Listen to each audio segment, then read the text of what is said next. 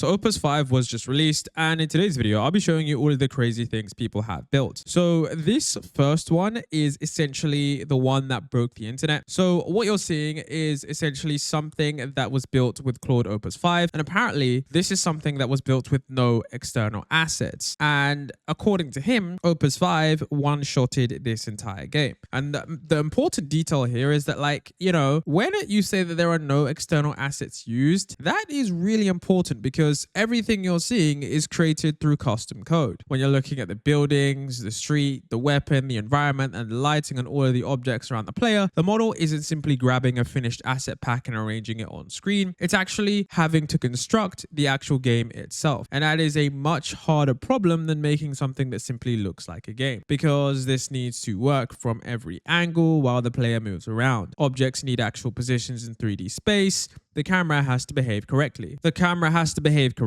Weapons need animations and interactions. Collision needs work. Lighting has to update as you move. And the entire thing has to keep running in real time. And apparently Opus got to this in one shot. And this is what I'd focus on when looking at judging the quality of this game. You know, we've actually had AI generated games for a while, but traditionally you'd expect to go through this long process of generating something, finding 10 things that are broken, prompting it again, finding another 5 things, and slowly getting towards something usable. What Opus 5 seems to be improving is the quality of that first attempt. And if first pass quality keeps increasing, that completely changes the economics of building software and games. Because suddenly an individual can go from an idea in their head to a playable FPS prototype incredibly quickly. This isn't a replacement for something like Call of Duty, but it is incredibly starting to look like one person with AI could prototype something in an afternoon that previously would have required an actual small development team. And this is one of the first examples that I've seen truly break the internet. Of course, this video is better with sound, and if you are wondering where each of these demonstrations will lie, there will be links to all of them in the description so you can check them out yourself. Now let's get on to the example number 2. So Rishi said, "This is wild. I did not think this would be possible, but Matt Schumer," and remember that is the previous prompt, "has once again shown us how far these models can go. I ran an existing game I made with Kimi K3 last weekend through Opus 5 on high mode, and the first shot transformation it did in a single prompt was mind-blowing. The entire map, all weapons, every interactive machine, the pack-a-punch machine, the perk machines, the mystery box, the teleporters, the sky particles, the muzzle flashes were generated with code, not pre-made assets. The game runs on 3JS. The sound effects were fully generated with 11 Labs. The S-effects and voice design were, you know, text-to-speech, and you can actually try this game yourself." Now, you have to understand that this is absurd. The person, okay, Rishi here, had an existing game they already made, and Opus basically transformed this. This is essentially a Call of Duty Zombies inspired environment with a pack-a-punch machine, weapons, perk machines, a mystery box, teleporters, doors, particle effects, muzzle flashes, and an actual playable map. Now think about what this requires from the model. It simply doesn't need to know that pack-a-punch machine exists. It has to understand what role that machine plays inside a game. The player approaches it, there's an interaction state, something happens to the weapon, the UI changes, the weapon itself changes. You need feedback showing the player the interaction worked, and then multiply that across every other system in the game. That is pretty crazy. The difficulty isn't producing one impressive object, it's getting a lot of independently generated systems to coexist without everything breaking. A few years ago, an AI coding demo might generate a calculator, then it became websites, then simple games. Now we're watching models generate interconnected game mechanics, effects, environments, and interfaces from relatively high-level instructions. And it's still obviously nowhere near replacing a AAA game, but the amount of development you can compress into one prompt is changing extremely quickly. And this is what the game looks like on the main menu. You can see that he's actually added a ton of features since the last time I checked this out. So you can actually, I do believe that this is actually multiplayer also. So you can play solo, or you can actually play multiplayer. And here I'm going to try and start this. And one thing that I do know about games made with AI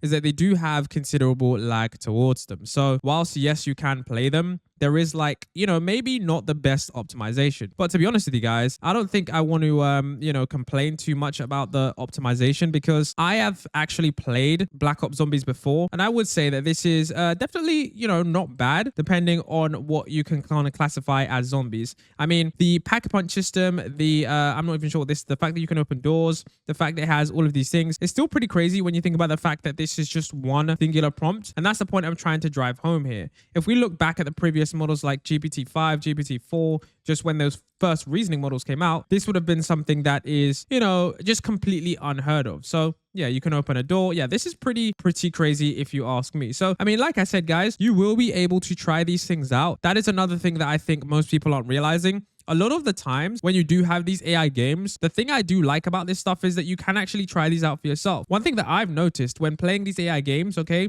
and trying to interact with certain characters, oftentimes the Frontier Labs will essentially lie about what is being released. And I know you guys might not believe that, but sometimes they do these, crazy demos which can't be replicated with something that you have yourself. So, I mean, this seems to be very comprehensive. There is also a nuke here, and that shows, all the things die. So this is I would say definitely very impressive for a game. I mean, the lighting looks good, and of course, okay, the reason it is important to watch videos like this is because what you're going to be able to do is, keep this video in your head so that when there is a future version of, maybe the same game or zombies or something like that, you will be able to see exactly how far you have come in terms of the overall development cycle. So I think this is an important milestone, and this isn't the only game. There are tons and tons more games that I'm going to show you. Now, the next one we're looking at here is a submarine game built by Pietro, and he said that Opus 5 built this entire submarine game in one shot. Every single asset, every model, every texture was made from scratch. The music too, probably the best looking AI game he's ever seen.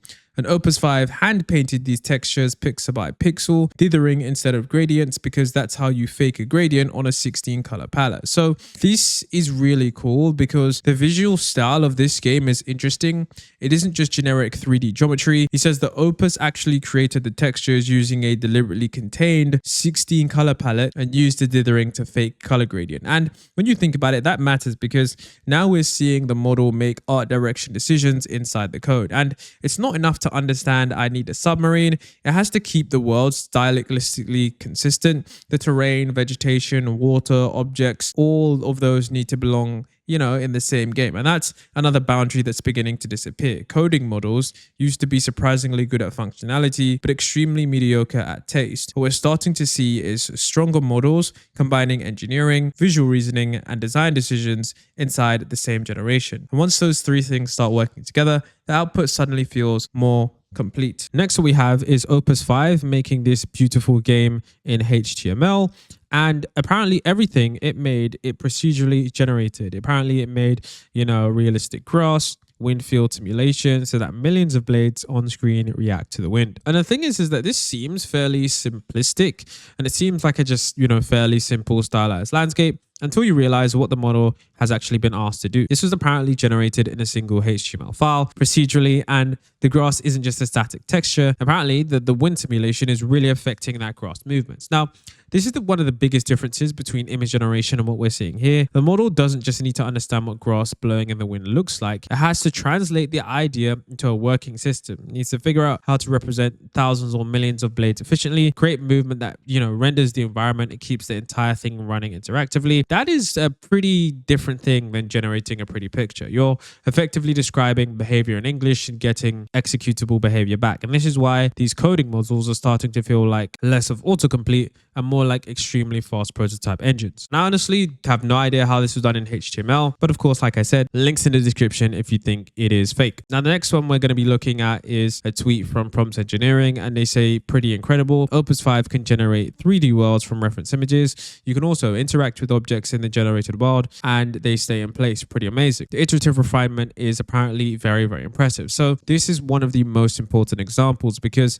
instead of simply asking Opus to invent a world, the user gave it reference imagery and had the model procedurally generate a 3D environment from it. And then the process didn't stop after the initial generation. They had the agent actually go through the world, inspect what it had built, identify the problems, and iteratively improve it. You have to think about that workflow. Normally, it's the humans build something, then the humans test it, then the human spots a problem, and the human fixes it. But increasingly, we're getting AI build something, AI tests it, AI spots a problem, and AI modifies its own work. And the second, that loop is potentially more significant than any visual your game playing. And so with this one, we have a new workflow, which is where we think about it. Usually it's humans build something, humans test it, humans spot the problem, a human fixes it. But increasingly we're getting AI build something, AI test it, AI spots a problem, AI modifies its own work. And that is the loop that this creation shows. You essentially give the agent the objective and it can potentially spend much longer exploring the solution space itself. And the creator even says that there are still some visual problems here. So we're not obviously at perfect autonomous development, but we're starting to see the structure of it. The self-checking behavior is essentially what lines up with Anthropic's, of course, reported Opus 5, where they talk about the fact that, it essentially looks at problems and fixes them before handing the work back. So, this is very interesting, but I will say one thing to know about Opus 5 is that it will burn through your credits. This user mentioned burning through 15% of his weekly max usage. So those long autonomous loops aren't free. And the better agents become at iterating, testing, and improving things, the more inference you're potentially using. So we're potentially moving towards a world where the limiting factor may increasingly become how much intelligence you're willing to spend on a problem rather than whether the AI understands the task at all. And that's a strong point because it turns the showcase into an analysis rather than clips back to back. Now, another one we have here is the Minecraft version. Now, this is pretty crazy because I've seen this benchmark evolve time and time again. And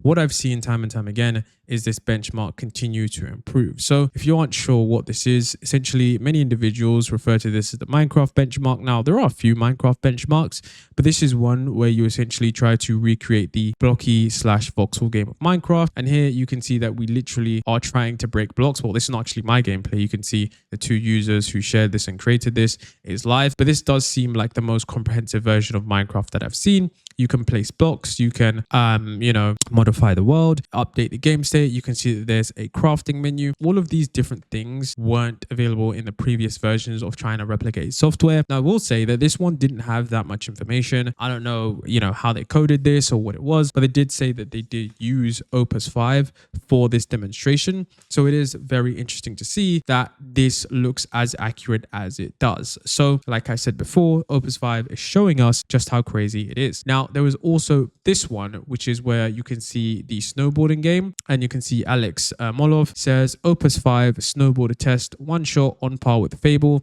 ahead of every other model I've run, no visual defects on the first pass, and the sliding physics feel right. And so, of course, when you look at this, you've now got movement, momentum, slopes, turning and sliding that all behave somewhat consistently. And physics is particularly difficult because something can look completely fine in a screenshot and then fall apart the second you start interacting with it. The character can't randomly accelerate in the wrong direction. Gravity has to make sense. The slope has to influence the movement. The camera needs to follow the player. Collision detection needs to work. And that's all of these systems working together. So this generation of coding models is becoming much more interesting. We're moving beyond make me a website with 3 buttons to you can increasingly give the model a high level concept like make me a snowboarding game, and it starts solving dozens of small engineering problems underneath that request without you explicitly specifying every one. And importantly, the creator says that Opus 5 produced this without the obvious visual defects on the first pass. Now, someone else said that they did try this with Opus 5 in their game agent, and I did actually try this and it was pretty fun. And we have another example here of Ethan Mollick giving us this Opus 5 task, which is where he makes a game where you build railroads, essentially a knockoff Middle Earth. And again, you can look at how many separate concepts the model has to combine. It's generating terrain, settlements, resources, a user interface, railroad construction, game rules, some form of economy, and then tying everything together into something the player can actually interact with. Ethan Mollick's conclusion was interesting as well. He said that Opus 5 has basically replaced Opus 4.8 for him and was generally stronger across the board, although it still has some strange language quirks. And I think that's the correct way of looking at these models. They're not suddenly perfect. You'll still find bugs. You'll still find weird design choices. You'll still have generations that need fixing, but the ceiling on what you can ask for in the first place keeps moving upwards. Now, this one is pretty absolutely insane. You can see Ryan Campbell said, I thought I'd try getting Opus 5 to build a kart racing game after seeing what Matt Schumer did, which is the first one. He says, it still drops some frames, but this is amazing. At what was completed yesterday, everything drawn from scratch programmatically with 3JS into the browser. So this one, I would say, is probably visually the best game I have seen despite the visual inconsistencies. I mean, in terms of what game actually looks like something you could feasibly play in terms of just the graphics, this for me is probably that game. So if you don't know, this is essentially kind of like a Mario Kart, lookalike / clone. And this is really crazy because you can see the abilities and the effects and the respawning and the maps, and all of these things are looking, really, really well. And I would say it's only bad in the sense that you do have the black screen that pops up every time. Now, I wasn't sure if this was his graphics card or if this was just a tiny bug, but if it didn't have that, I would say that this just goes to show just how crazy these games are getting. And remember, it's being coded from scratch with no external assets using 3JS. This is definitely very, very impressive. Now, of course, it's very laggy because these games are optimized. Remember, these aren't game engines that you're building these things in. They're not built for games. You're just seeing how far AI can go in terms of what it's making. Now, here's another example because it shows Opus 5 doing something important beyond making a game or a pretty environment. Here, it's building a working wind tunnel simulation, and that matters because a wind tunnel is not just a visual demo. The whole point is that the system has to represent behavior. The model needs to understand that air flows around an object, that the shape of the objects changes the flow, and that different settings should produce different outcomes. So if you rotate the car or change the wind, the visualization should respond in a way that feels consistent. And that's where this gets interesting. We're no longer just asking the model to build entertainment, we're asking it to build an interactive tool, something that helps you explore an idea, something where the user can actually adjust the variables and learn from the result. That's a very different category from software because now the model isn't only generating graphics, it's generating a kind of lightweight simulation plus the controls around it, plus the visual explanation layer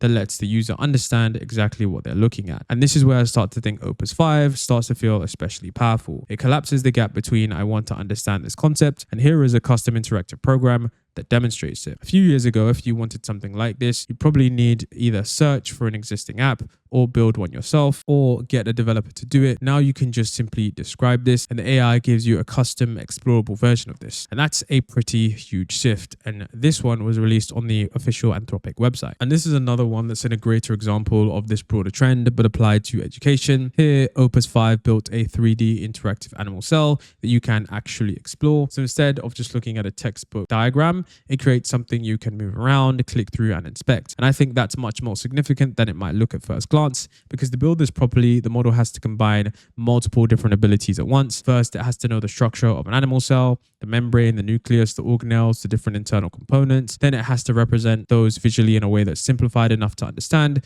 but still recognizable. Then it has to add the interactive layer on top, labels, tooltips, different selectable parts, some way for the user to move through the model and actually learn from it. So again, it isn't just image generation. It's not just show me a cell. It's build me a small educational application about a cell. And that's a much richer output. And this is where AI starts becoming really interesting for learning because instead of knowledge only coming back as text or maybe a static graphic, it can come back as a custom explorable object. You can ask a question and the model can potentially generate an experience that helps answer it. And so this is something that I think will, of course, change when it comes to personalized education. If you want to learn complex concepts quickly, using AI tools to build something quickly is going to be that step that I think people should be doing.